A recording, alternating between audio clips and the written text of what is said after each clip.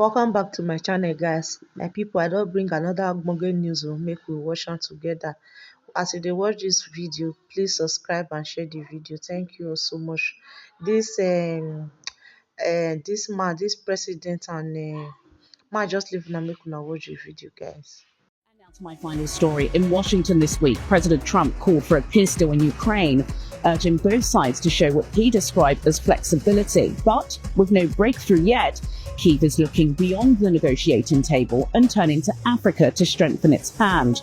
Ukraine has opened new embassies, expanded food aid, and even offered military training to its Mauritania counterparts as part of its outreach. Yet, Russia's deep-rooted influence from across the continent in energy and security, and all of that in between, means Ukraine faces a steep challenge in winning new allies. What impact could this have on the global balance of power and on Trump's push for peace?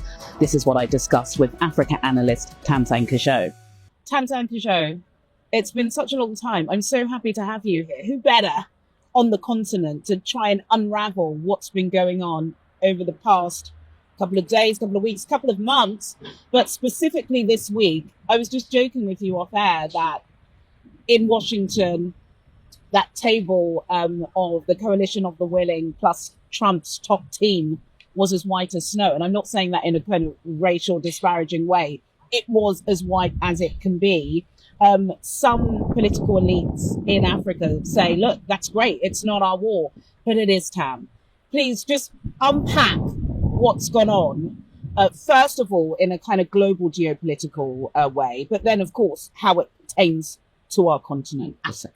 Yeah, it's always good to come by and have a chat when I get to London, and we discuss that. But of course, even here in the United Kingdom, it's not so long ago that you had an Asian prime minister, and then we do have a black deputy, and then a black first minister in Wales, and there's Scotland as well, and of course somebody who is Irish in Northern Ireland. So whenever there is representation on a global scale, members of the G7 in particular, there is an understanding that they have diplomatic and other relations with many other countries in the Asian side, but as well as and Africa. The Commonwealth. So Africa was as well represented at that table as the interest of Africa. Remember, President Ramaphosa was there, and in South Africa, yes, in South Africa, Ukraine has been,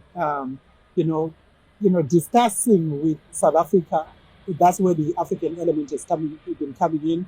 Moscow has been discussing with South Africa as well. So you can read that if you like.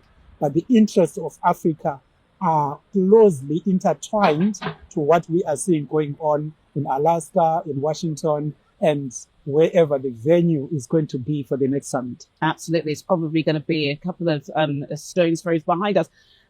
Let's talk about optics, though. Optics is really important. You're absolutely right. We do know that underground, of course, there's loads of diplomacy taking place, lots of foreign trips between Eastern Europe and Africa over the past couple of years. But optics is important. We know that. We're media people, right? You want to be seen in the picture. We're just so far away from the main action now. Should we be worried or concerned about that? Not at all. The reason for that is because if the war between Russia and Ukraine stops, remember, both Russia... If because there are so many dynamics. We need to get to that. There are things that Russia is asking for. That is the guarantee of the probably sovereignty, if you or maybe, I don't know how to put it. I need to be careful in the language. The right to self-determination of Russian-speaking populations who are within the borders of Ukraine. I thought that was quite interesting, yes. So Russia is basically demanding that. They are saying the borders of those areas where people who are of Russian-speaking descent are living, they want to be in control, or at least have authority over that, or at least to supervise a self-determination process for them. Ukraine, of course, will say no to that. But also remember, even President Zelensky himself is Russian-speaking. He had to work very hard to almost always speak in Ukrainian to be accepted the other way. So he knows that after this war is ended, there's no guarantee that he will win the next election if he participates. And then what becomes of him? So there are so many dynamics. President Trump just wants the war to stop. Economically, America is spending quite a lot of money to sustain this war. And so he wants to pull that back. Of course, he also wants to win the Nobel Peace Prize. Yeah, who wouldn't want to? He has already stopped. According to him, he stopped 6 wars. Yeah, I mean, yeah, of course, America has leveraged its power, economic power,